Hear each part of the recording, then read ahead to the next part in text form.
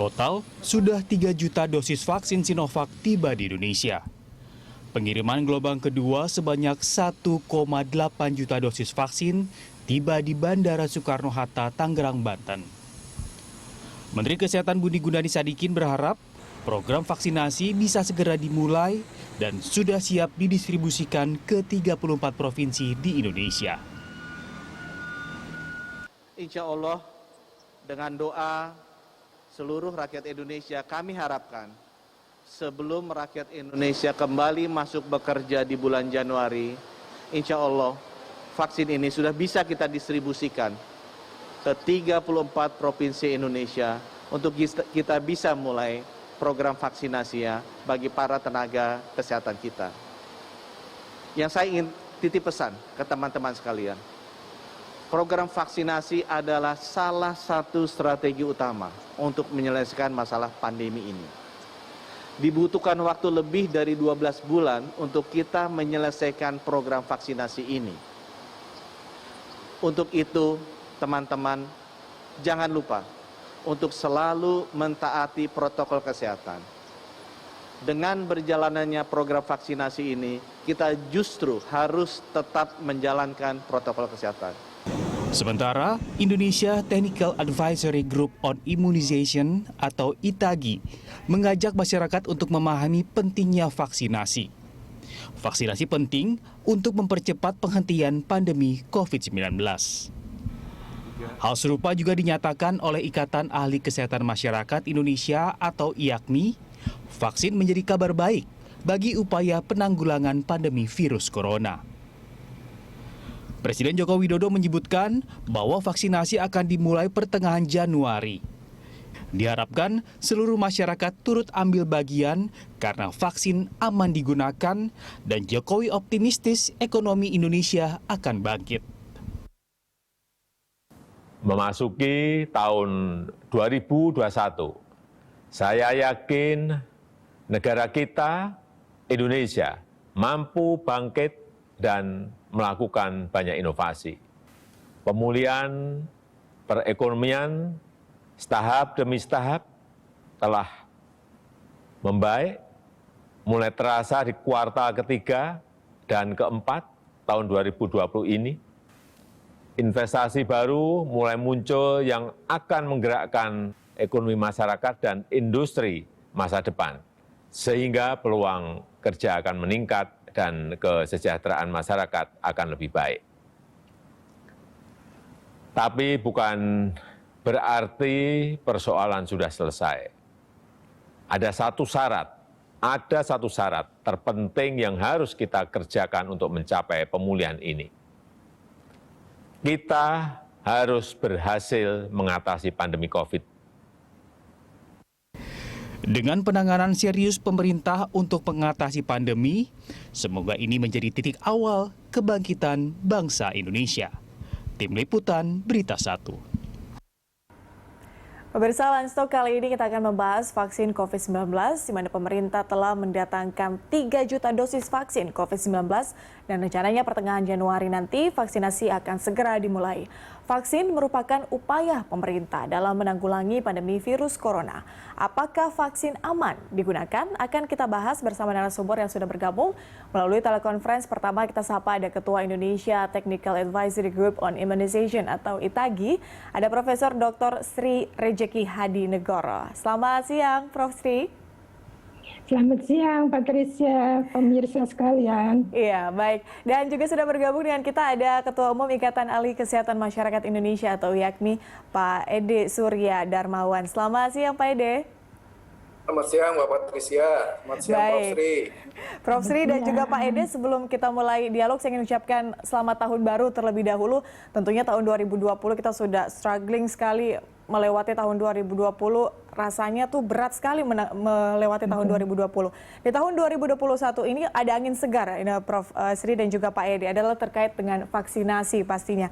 Ini saya ingin tanyakan terlebih dahulu kepada keduanya, bagaimana tanggapan Anda melihat vaksin kemudian kembali datang ke Indonesia? Sudah 3 juta dosis vaksin, ini bagaimana tanggapan Anda? Saya ke Prof. Sri terlebih dahulu. Ya, saya kira saya setuju dengan Patricia ya. Kita mesti bersyukur bahwa kita masih dapat jatah gitu loh. Maksud saya jatah 3 juta vaksin dari Sinovac. Saya kira itu memang sesuai dengan jadwal yang sudah dibuat oleh Kementerian Kesehatan.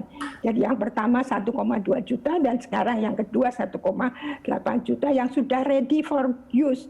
Jadi sudah tinggal nyuntikkan begitu. Tetapi ini kan harus ada prosedur terutama izin darurat dari Badan POM. Jadi sementara ini kita menunggu, insya Allah mungkin dalam 1-2 minggu ini kita bisa memberikan. Saya sangat bersyukur. Ya, semoga izin cepat selesai ya, Prof. Sri. Saya ke Pak Ede. Pak Ede, kalau Anda sendiri melihat tanggapan Anda seperti apa? Ada vaksin 3 juta dosis vaksin sudah siap di Indonesia. Baik, bagi kami di Ikatan Ahli Kesehatan Masyarakat atau secara keilmuan kesehatan masyarakat, vaksin memang sudah lama ya sebagai sebuah intervensi untuk melakukan pencegahan spesifik agar orang tidak terkena penyakit menular tertentu. Nah, vaksin COVID yang sudah datang tentu saja ini harus kita sambut gembira. Tapi kembali lagi kita berikan kesempatan lah kepada Badan POM untuk melakukan review dengan benar sehingga emergency use-nya itu jelas-jelas ada. Karena hanya yang sudah lolos dari Badan POM dan diberikan izin edar untuk penggunaan emergency yang baru bisa kita pakai. Karena walau bagaimanapun kita berharap vaksin ini efektif dan memberikan kemanjuran, membentuk antibodi gitu ya, bukan sekedar kita punya vaksin tapi kemudian membuat masalah. Karena itulah kita sangat berharap Badan POM bisa mereview dengan sebenarnya. Ya, itu dia adalah terkait dengan antibodi. Saya kembali ke Prof. Sri. Ini mungkin menjadi pertanyaan juga bagi masyarakat, Prof. Sudah 3 juta dosis vaksin datang di Indonesia. Bagaimana memastikan bahwa itu aman untuk masyarakat? Ya, saya kira untuk vaksin keamanan itu memang nomor 1. Bukan hanya masyarakat yang concern ya, semua baik user maupun peneliti, kita para pakar itu semua concernnya nomor 1 adalah keamanan. Mengapa? Karena beda ya vaksin dengan obat. Kalau vaksin itu diberikan pada orang sehat, sehingga orang sehat disuntik harusnya tambah sehat. Karena dia lebih kebal gitu. Jadi ini yang tidak boleh disuntik kemudian menjadi sakit. Ini adalah concern yang pertama. Nah tentunya untuk membuktikan keamanan itu kan ada standarnya, ada aturannya. Memang yang kita pakai adalah aturan dengan uji-uji tadi, baik uji preklinik pada binatang percobaan maupun uji klinis pada manusia. Jadi secara penelitian sebetulnya dari preklinik kalau sudah binatang percobaannya bagus, kemudian kita menginjak pada penelitian pada manusia, uji 1, fase 1, fase 2, dan fase 3, itu tiga-tiganya ada unsur keamanan. Jadi kalau misalnya sampai ke fase 3 tetap aman, itu memang vaksin ini boleh dikatakan aman. Walaupun nanti setelah di pasaran juga tetap dipantau. Namanya post-marketing surveillance. Jadi keamanan ini memang nomor 1 dan saya setuju sekali bahwa kita harus concern pada keamanan dan insya Allah vaksin yang sekarang ini memenuhi persyaratan untuk itu. Tapi kita masih menunggu uji klinik yang dari Bandung untuk yang memastikan karena memakai masyarakat kita sendiri. Tapi terkait dengan efek sampingnya nih Prof, ini kan juga masyarakat mungkin berpikir atau bisa dibilang ada juga yang takut seperti itu untuk untuk program vaksinasi ini tidak ingin berpartisipasi karena rasanya takut efek sampingnya. Karena ini juga merupakan virus yang baru seperti itu dan kita juga masih belajar soal virus ini. Bagaimana kemudian menjelaskan bahwa sebetulnya efek sampingnya ini bisa dikatakan ada atau tidak seperti itu? Iya, jadi satu ya yang perlu diperhatikan, kita harus takut pada penyakitnya, jangan takut pada suntikannya. Kita kan kalau kita lihat penyakitnya sekarang udah berapa? 713.000 lebih dan kematiannya 21.000 lebih. Itu 3%, itu lebih tinggi dari angka global. Ini yang harus kita takuti dulu begitu loh. Nah, efek samping dari vaksin, kita bisa lihat vaksin itu memang isinya bukan hanya virus atau bakteri, tetapi dia ada juga zat-zat lain. Katakan misalnya adjuvan, itu satu zat yang untuk membantu memicu respons kekebalan imunitasnya, atau pelarut, atau pengawet. Nah sebetulnya zat-zat itu yang seringkali menimbulkan efek samping, tetapi pada umumnya hanya lokal di tempat suntikan. Nah ini yang kita lihat dari uji-uji klinis dari Sinovac, untuk kita pakai Sinovac yang pertama itu lebih ke arah di lokal tempat penyuntikan ada sedikit sakit atau bengkak atau kemerahan begitu ya. Kemudian juga ada memang efek samping seperti demam atau agak lesu-lesu begitu, dan kemudian juga nyeri-nyeri otot itu ada, cuman kecil sekali dan dia hilang sendiri tanpa pengobatan. Jadi sekali lagi bahwa yang juga harus diperhatikan oleh SDM-nya ini yang untuk para penyuntik ini, pada vaksinator, bahwa menyuntiknya juga harus benar, karena vaksin mati dengan segala macam ramuan tadi itu harus dalam, harus masuk ke dalam otot. Kalau dia jarumnya terlalu pendek dan orangnya gemuk katakan, dia cuma ada di lapisan lemak, itu yang suka bikin bengkak. Jadi kita juga harus betul-betul memakai alat dan cara penyuntikan harus benar. Juga penyimpanan penting sekali. Jangan sampai kemudian harus di 28 derajat terlalu panas sehingga nanti menjadi masalah karena dia sudah tidak bagus lagi, atau expired date-nya juga harus betul. Jadi hal-hal seperti itu yang harus diperhatikan untuk mengurangi efek samping. Saya kira demikian, Mbak Patricia. Iya, berarti cara penyuntikannya juga yang harus diperhatikan ya, Prof ya. Oh, Bagaimana dengan Ikatan Ahli Kesehatan Masyarakat ke Pak Ede. Pak Ede, sejauh ini sebenarnya literasi kepada masyarakat untuk meyakinkan masyarakat bahwa vaksinasi ini aman begitu untuk kita menghilangkan pandemi COVID-19. Seperti apa sejauh ini literasinya? Jadi yang kita harapkan tentu saja vaksin itu pertama lah tentu saja informasi keamanannya itu dulu ya. Kemudian informasi kualitas gitu, itu harus jelas. Yang ketiga adalah informasi penyelenggaraan vaksinasinya, itu harus benar juga. Termasuk masyarakat juga bisa mengetahui bagaimana prosesnya seperti yang Prof. sampaikan tadi. Sehingga nanti pada saat proses vaksinasi pun masyarakat bisa turut mengawasi, karena barangkali petugas kesehatan juga kita tahu ya, kemarin disibukkan dengan melayani, bahkan sampai hari ini dan tahun ini pun masih terus melayani. Di sisi lain harus melakukan vaksinasi. Nah, posisi ini jelas harus ada pembagian tugas. Dengan demikian, manajemen vaksinasi juga merupakan hal kritikal dan harus disiapkan dengan sebaik-baiknya.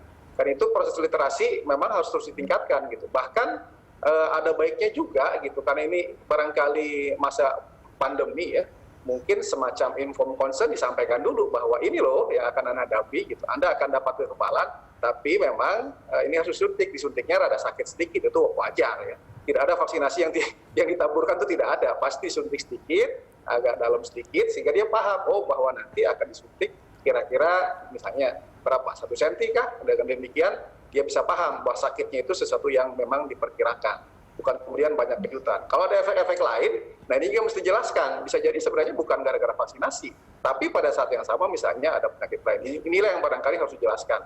Dan itu harus diberikan bekal ya, baik bagi masyarakat dan tentu saja bagi para petugas, sehingga bisa melakukan vaksinasi itu dengan benar. Pak Ede, Anda sendiri melihat sosialisasi oleh pemerintah sejauh ini apakah sudah bisa sangat meyakinkan masyarakat terkait dengan keamanan ini? Kalau mungkin kemarin beberapa waktu yang lalu Presiden Joko Widodo juga sempat memberitahukan kepada masyarakat bahwa ia akan disuntik vaksin terlebih dahulu. Apakah ini cukup meyakinkan masyarakat? Itu merupakan salah satu cara ya bagi pemimpin itu dahulu, bahwa ini menunjukkan keamanan sebenarnya kan pemimpin gitu ya. Tapi kalau dalam konteks kalau sudah jelas kualitasnya ya mesti didahulukan adalah mereka yang berisiko kan begitu ya. Lalu setelah itu juga kami, saya kira di Itagi juga mengatakan bahwa para OP kesehatan ini siap ya, organisasi profesi kesehatan termasuk YAPMI untuk kami disuntik duluan siap, nggak apa-apa gitu ya. Yang penting kan jaminan bahwa itu sesuatu yang sudah aman, dapat izin edar kan gitu ya.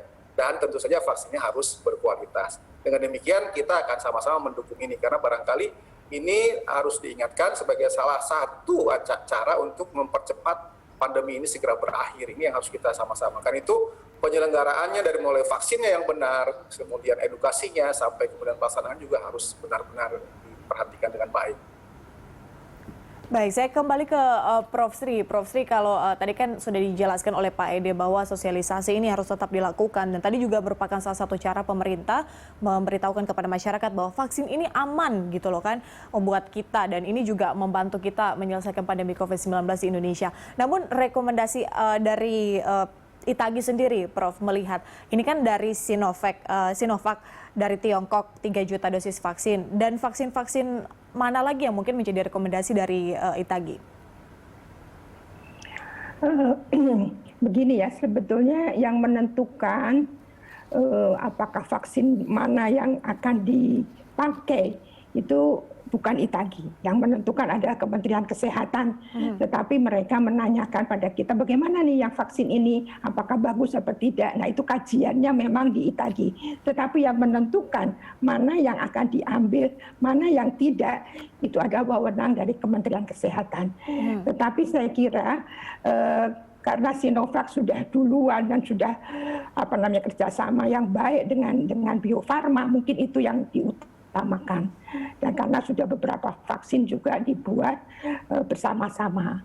Kemudian kita punya kendala, kita ingin memberikan juga suntikan pada lansia di atas 60 tahun. Sedangkan Sinovac belum membuktikan bahwa dia bisa dipakai di atas 60 tahun. Walaupun kajian-kajian ini masih kita olah, karena ada penelitian di Cina di fase 2 untuk di atas 60 tahun, cuma tidak ada fase 3. Nah, ini kita juga masih belum bisa menentukan bahwa Sinovac boleh dipakai untuk di atas 60 tahun. Maka kita melihat ada kemungkinan vaksin lain yang terindikasi untuk lansia. Nah inilah maka kita kemudian membutuhkan juga tambahan vaksin di samping Sinovac. Sebetulnya dasarnya adalah itu. Prof Sri, kita akan bahas itu di segmen berikutnya. Itu menarik sekali, saya ingin tanyakan dan gali lebih lanjut sebenarnya rekomendasi untuk mereka yang berusia lebih dari 60 tahun. Kalau dari kajian ITAGI mungkin ada rekomendasi tidak kepada pemerintah. Pemirsa, kami akan kembali usai jeda, tetaplah bersama kami di Live Talk.